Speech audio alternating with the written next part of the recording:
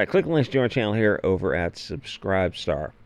So people think that if they apologize to an angry mob, here SJWs, which are a lot of mentally ill people, it's going to be fine and that they'll just move on. They think they're dealing with people in good faith and fair dealing, just reasonable people who want to arrive at the right conclusion of, oh, we made some game cards, the crowd didn't like them, and we're just going to go back and fix them and re-release new cards. Not really a big deal is what the ordinary person thinks.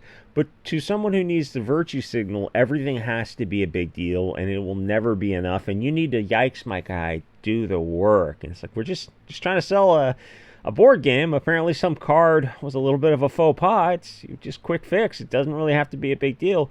But they have to blow all this kind of stuff out of proportion. That's a lot of it, is like they're making mountains out of molehills, and they do this with every little single thing, which so far, at least for Hollywood, hasn't been good for Hollywood, and probably board games are going the same direction. And it definitely absolutely destroyed comic books. So no, they don't move on from things because you're just giving them oxygen, you're giving them energy. These people have nothing better to do than virtue signal all day. A lot of this is their hobby, their habit. So first of all, when they cancel things for offense, or what they call offense, it's only for certain groups and not for others. And there's a hierarchy, like a Mexican in a sombrero is just not going to get the same kind of energy behind it. For SJWs, blacks are usually at the top, but it's not like they don't have any principles. If for some reason Islam is in the news, or some, like, Middle Eastern countries in the news, then SJWs will jump all over that for any kind of perception. But I mean, at the peak of all this insanity, they were, I think, protesting in restaurants where the people weren't Mexican enough or something, because the women went down to Mexico to get recipes from people who are willing to share them, or even sell some of the recipes, and kind of figure things out and keep it 100. Like Mexican food, Latin American food, the stuff that you're going to sell, and the basic 5 ingredient stuff. It's not, we're not talking insanely complicated, but for SJWs, that was enough to set them off. That someone figured out how to combine tomatoes, limes, and peppers and whatnot. So it's not a compliment, though, if you think SJWs are in your corner, because you have to know why they're in your corner, because you're just kind of like a pawn for them. And it's worse than that. They don't think much of you if they have to virtue signal. If they have you at the top of their hierarchy, they think you're kind of incapable of advocating for yourself. So they also think that they're the only ones who are capable of kind of like taking care of things, where they have to be the world's babysitters. So the woke mob in board gaming apparently is even worse than the woke mob in everything else. I don't know if the woke mob is in comic books anymore, because they kind of destroyed comic books. It might be even worse than movies, because, well, board games, you have to be IRL to play the game. So as code name Harry Potter, I guess the voice actors, they did a Harry Potter voiceover, and they didn't know that they'd be canceled for that, because you go like, Harry Potter, so isn't that big kerfluffle years ago? I mean, that's in the past. Like the woman J.K. Rowling said that men aren't women, or that was basically the extent of it. Like, no, we're still canceling people for that. Like, okay, how well did the cancellation on the video game do? And obviously, if you're a voice actor, the best thing you could possibly do is just pretend to be unaware of this thing. So this company, Devar Games, came under fire for a weird West-themed game, Ace of Spades, for istophobic art, and I'm guessing it's the one on the left. That's what I mean when they don't get offended by everything equally. And they had to issue an apology with a vow to fix their game, which in this case just means re-releasing card. Should not be a big deal. So it's set in the fictional town, Arizona, and it follows a narrative of vengeance against a necromancer who is overrunning the local cemetery. And probably without this publicity, the game, you probably never would have heard of this kind of thing. So players utilize poker-inspired mechanics to channel magical abilities, duels, demonic minions, and they go to hell for the primary antagonist. But Blue Sky is like the Twitter alternative. It was on its way to becoming something big when Elon Musk bought out Twitter, and the left wing lost their minds. And it had a big boost, and it's been steadily dying ever since. Probably because you got to have some back and forth on social media. If you're in that much of an echo chamber, it gets boring, but also probably because not enough people on the left, the bigger names, the celebrity names, decided to go over there. They stayed with Twitter because Twitter is one paying their bills. So yeah, it would be the people who were not having their bills paid went to Blue Sky. I don't know if they monetize it or not, but like you had people leaving Twitter behind with 500,000 followers and making a ton of money, and then going to Blue Sky and having like 40,000 followers and not being monetized. So the outraged board game fans noted that several of the minority characters, that's what I mean, they only care about certain people, look like caricature tropes, something that of course is haram in 2025. Then they became pseudo outraged, demanded the cancellation of the game over on Blue Sky, and the company decided to fix the art. So I think there's this feeling out there where people think that woke is on the way out, and you can look around and it's really not true. There's I don't know how to say it. There's institutionally it's not true, but like at the people level, there's people getting exhausted with it, but you're still not going in the direction of change yet. You can look at the latest movies that come out from Marvel and DC that literally just came out.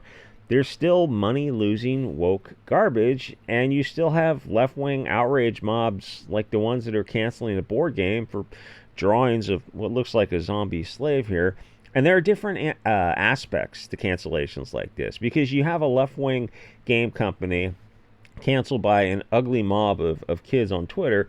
It's left on left situations, so who cares? It's different when a platform cancels them in some way. And on that note, Trump, I guess, issued an executive order against debanking, which is good because it puts it before the public. It's out there, and so it's going to go before the courts probably for a First Amendment thing. And I say this is a left-wing company because they did apologize and cancel the game pieces, which now just makes them collectibles. So the board games from Brazil, and the general thing about all of Latin America is that they're on a different page when it comes to, and a lot like most second and third world countries, they're on a different page when it comes to anything being offensive. You'll see things in other countries about like blacks or Jews or whoever, Asians a lot, that feel like they should be. If it was America, it would be like from 100 years ago. That's how politically incorrect they are. They just don't care about PC unless it's against them. That whatever country you're in, that's the only thing they care about. Like, they don't care about being hypocritical either. But dealing with the woke Americans screws up everything. But the thing is, the worst thing to do to SJWs is apologize or even acknowledge the soy crowds at all, because it tells them that they're able to control you. It's better to just ignore them, and it's the only way to start moving the narrative to the right. Or if you don't like a game, you just don't buy it. And that would have been a reasonable path to take. But I doubt that a Brazilian company is up to date on the culture war. Woke is not gone, but it has lost a little bit of energy. I think even the woke themselves are getting tired of living a life of this endless virtue signaling.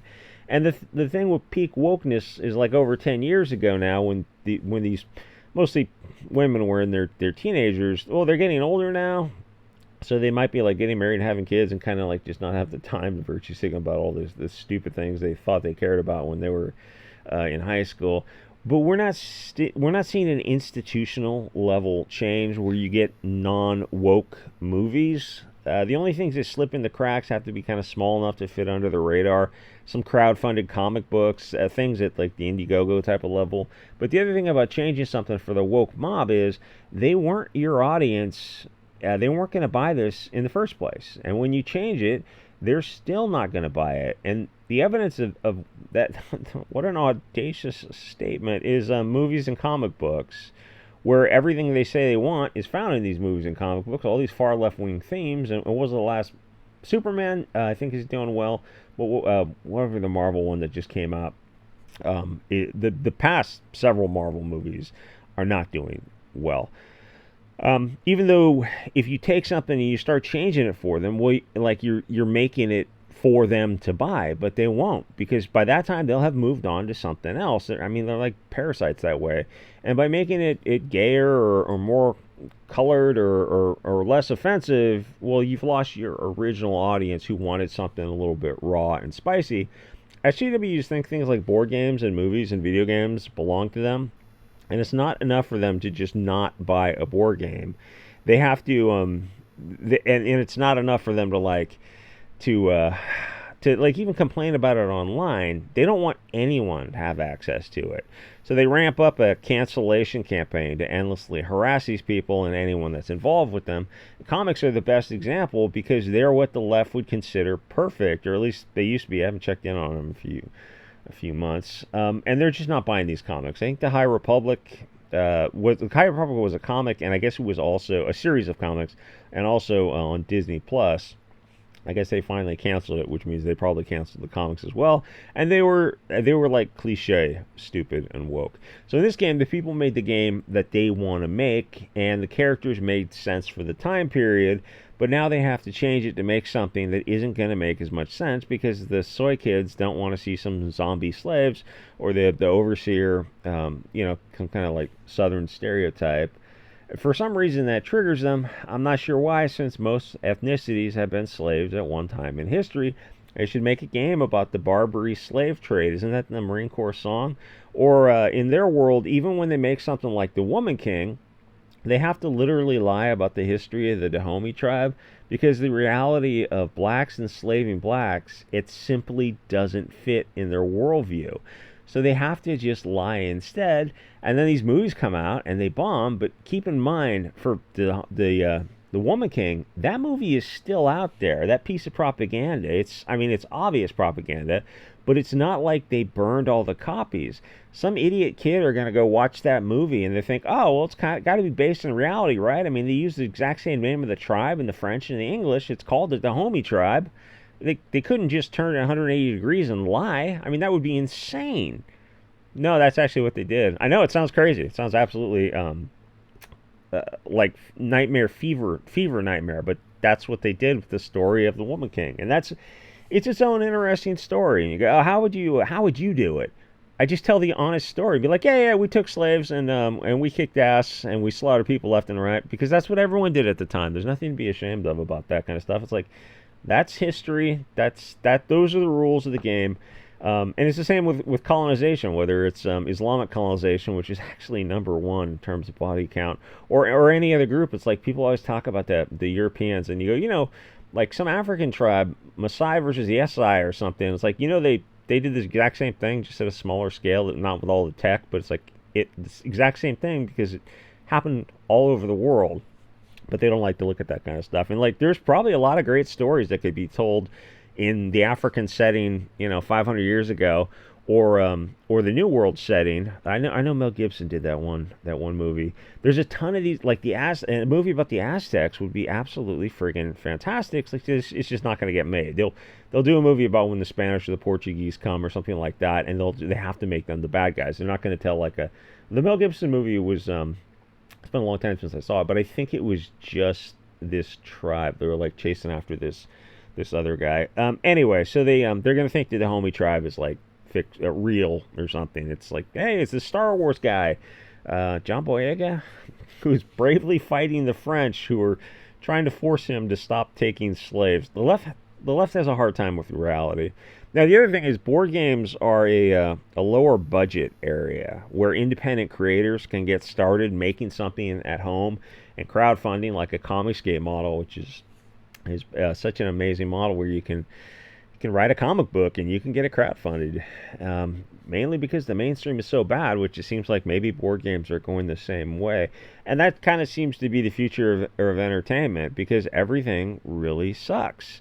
And no, woke is not going away just because like your guy is in office. That he's not changing Hollywood. He's not changing entertainment at all. When Hollywood is going to be, I know there's lead time to movies, But like the woke movies have been failing for a long time. They've had the lead time to go, oh, okay, it takes a year to make a movie at the minimum. There's time to turn this around and start giving people classic organic storytelling and start moving away from political correctness. It doesn't have to be like something I would make as a joke, something purposely offensive like a Blazing Saddles type of thing. But just moving away from woke, making organic stories like Lord of the Ring type of stories. Well, let me know when you see that on the horizon. Let me know when books and streaming shows or board games or comics go in that direction. It's the only thing that goes, like the Vox Day, John Delarose, Comicsgate type of people. Like all those independent people are the only ones who can make things that don't have to go through a Bechtel test and a diversity checklist. Anyway, like, comment, subscribe. I'll see you guys on the next episode.